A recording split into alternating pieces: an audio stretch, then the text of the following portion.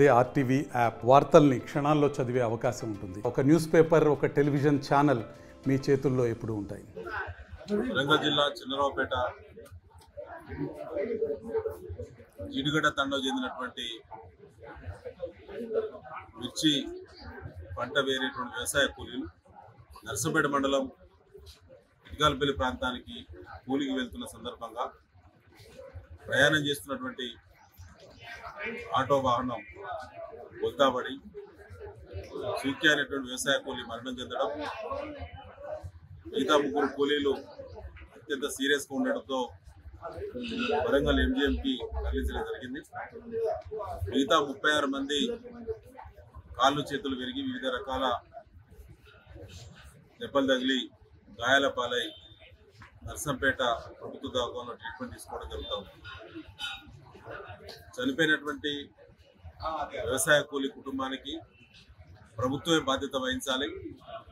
25 లక్షల రూపాయల ఎక్స్గ్రేషియా ప్రభుత్వం నుంచి ఆ గిరిజన కుటుంబానికి ఇవ్వాలని చెప్పి డిమాండ్ చేస్తాం. అదేవిధంగా తీవ్రంగా గాయాల పాలైనటువంటి ముగ్గురు వ్యవసాయ కూలీల కుటుంబానికి ప్రభుత్వమే పూర్తి స్థాయి కార్పొరేట్ వైద్యాన్ని అందించాలని, మిగతా క్షతగాత్రులందరూ కూడా ఆర్థిక సహకారం, గాయాలను బట్టి తదుపరి ట్రీట్మెంట్ కోసం ప్రభుత్వం బాధ్యత వహించాలని చెప్పి డిమాండ్ చేస్తాం. ఇటీవలనే గ్రామ సభల్లో ఇందిరమ్మ ఆత్మీయ భరోసా అనేటువంటి ఒక కొత్త నాటకాన్ని తెరలేపి వ్యవసాయ కూలీలకు 12,000 రూపాయలు ఇస్తామని చెప్పి తెలంగాణ ప్రభుత్వం ప్రకటించింది గ్రామ సభల్లో. ఇవాళ నేను అడుగుతున్నాను, మన గ్రామ సభల్లో అర్హుల జాబితాను తప్పుల తడకగా తయారు చేసినటువంటి ప్రభుత్వ పెద్దలు కానీ అధికారులు కానీ ఇలా తలదించుకోవాలి. ఇవాళ 40 మంది వ్యవసాయ కూలీలు దాదాపు 25-30 కిలోమీటర్ల జర్నీ చేస్తూ వ్యవసాయ కూలీ పని కోసం వెతులాడి ఇలా ప్రమాదానికి గురై తీవ్రమైనటువంటి ఘటన ఇవాళ నర్సంపేట ప్రాంతంలో జరిగింది. వాళ్ళందరూ వ్యవసాయ కూలీలు కాదా అని చెప్పి ఇవాళ మేము అడుగుతా ఉన్నాం. ఇవాళ 40 మంది ఎవరైతే గాయాల పాలైనటువంటి జీడిగడ్డ తండ గ్రామం యావత్తు మొత్తం ఇంటికి ఒకరు ఇవాళ ఇంజూర్ అయ్యారు.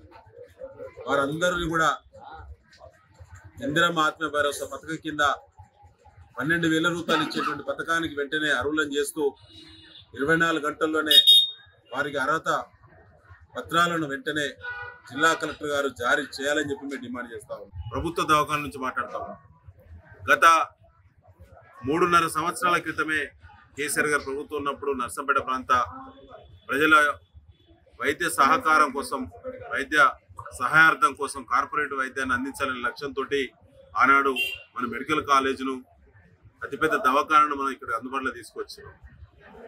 ఇవాళ ప్రారంభ దశలో ఉన్నప్పుడు సరే మార్పు వచ్చింది, పాత వాళ్ళు ఎవరు లేరు బాధ్యులు.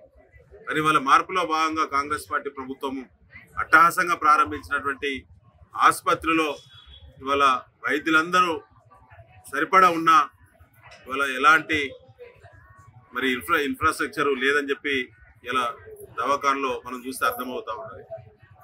ఇలాంటి ఘటన ఇవాళ 40 మంది కూలీలు జీడిగడ్డ తండ ఘటనలో గాయాల పాలైతే ముత్తోజిపేట ప్రాంతంలో మరో 12 మంది కూడా ఇవాళ ఇంజూర్ అయ్యారు ప్రయాణికులు.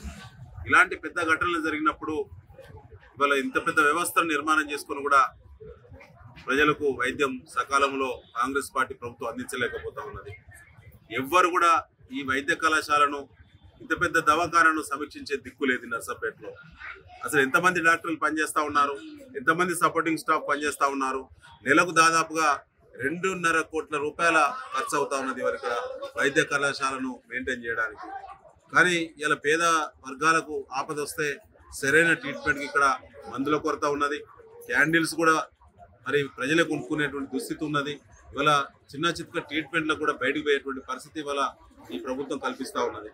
దీని పట్ల ఈ యొక్క ప్రభుత్వ వైద్య కళాశాల పట్ల ఇది సరిగ్గా నడవాలి, దీని ప్రామాణిక, దీని యొక్క మరి రేటింగ్ పెరగాలని చెప్పి దీంట్లో సర్వీసెస్ ఎక్కువ ఇవ్వాలనే ఒక తపన ఇవాళ పాలకులకు నర్సంపేటలో కరువైంది.